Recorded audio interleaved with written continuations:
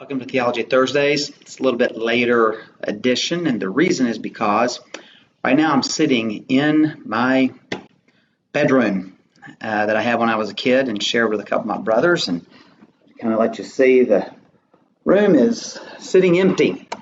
The reason it's empty is because I spent the last 3 days, last 3.5 days, helping my parents move out of this house that they lived in for 45 years. So had some family come in from out of town. We worked hard. I don't know if I look as rough on this video as I feel, but it's been a lot of work. 45 years in one house is a long time, and you accumulate a lot of stuff. So what I want to do is just take a few minutes and share with you about the stuff we accumulate and what happens to it.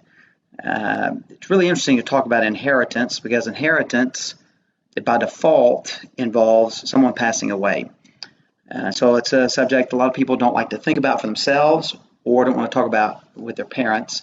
But as we were moving all of these things, there were a number of items. My mom had a little bag of stuff for me that I can take back, of some memorabilia.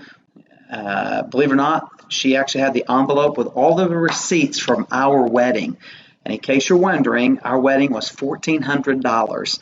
And so that was kind of cool to get that from her. But as we were moving, there were a lot of things that we saw. And, you realize someday a lot of this will be passed on, so to speak. Real property plus other things.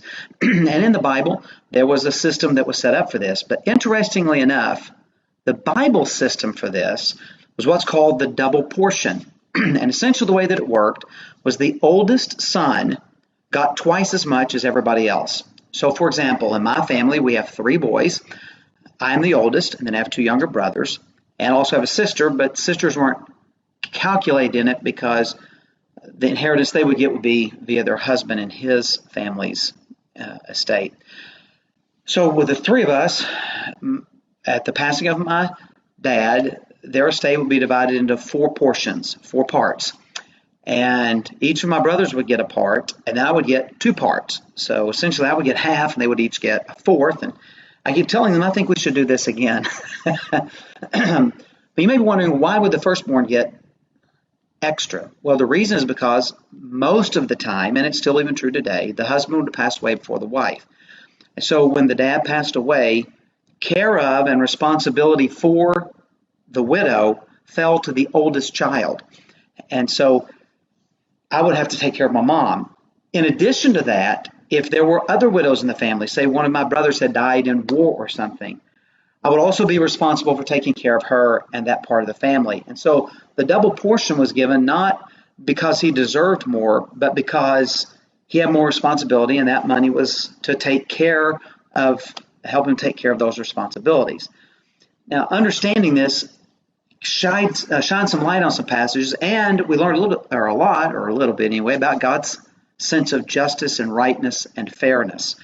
So, for example, in Deuteronomy chapter 21, there is a regulation that says if a man has more than one wife, and he loves one but doesn't love the other, and the firstborn child is from the unloved wife, he cannot make the firstborn of the loved wife the double portion. He must make the actual firstborn to be the firstborn, have the rights of firstborn, and to receive the double portion. And that is because God didn't want that woman and her offspring to be excluded from anything. And so God's sense of justice is that each and every one, though the children of the loved wife and the children of the unloved wife, would all be treated fairly and equitably. Another passage that helps us to understand is the passing of the top prophet position, so to speak, from Elijah to Elisha in 2 Kings chapter 2. So what happens is Elijah is going to be departing that day, and sure enough, he ends up going to heaven in a fiery chariot. And so he asks Elisha, "What do you want?" And Elisha says, "All I want is a double portion of your spirit." Now, unfortunately, many people have understood this as Elisha is going to have twice as much Holy Spirit. That is impossible. The Holy Spirit is not a liquid that we get by the gallon. nor is he a solid that we can get by the pound. The Holy Spirit is a person, and you either have the whole person or none of the person. When you get married, you don't marry half a person. You marry the whole person. So we either have the Spirit or we do not. But the idea of the double portion, what Elisha was asking for is, of all the prophets in Israel, Elijah was the head prophet, the number one. He's asking for the right to now be the number one prophet when Elijah is gone. And Elijah says, I don't have the right to do that. Only God can do that. And so the idea is not that somehow Elisha is going to have more power or that he's going to have more of the Holy Spirit, but that he would assume the firstborn role, the role now as the lead prophet in the place of Elijah. So it helps us to understand what's going on in that text. And then in Luke chapter 12, we read the parable of the rich fool, which comes from the setting of a man asked Jesus, tell my brother to divide my inheritance. He was probably the younger brother, and what he was saying was, tell my brother he doesn't get the double portion. He needs to split it evenly with me. And Jesus talks about our desire for worldly wealth is a foolish approach because we're going to leave it all behind anyway. And then maybe a very significant passage to this is in Matthew chapter 8, where Jesus says, let the dead bury their dead.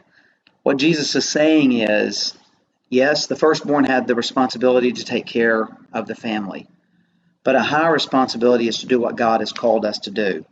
So the reality is that in my family, I have a brother who lives in town, and I live 1,300 miles away. And so my brother is the one who will have the responsibility. Though as the firstborn, I really should be the one. There's a higher calling, which is what God has called me to do. So hope this helps you, and I hope you have a great day. And yes, we've had a really good time together as family, moving out of a 45-year-old house.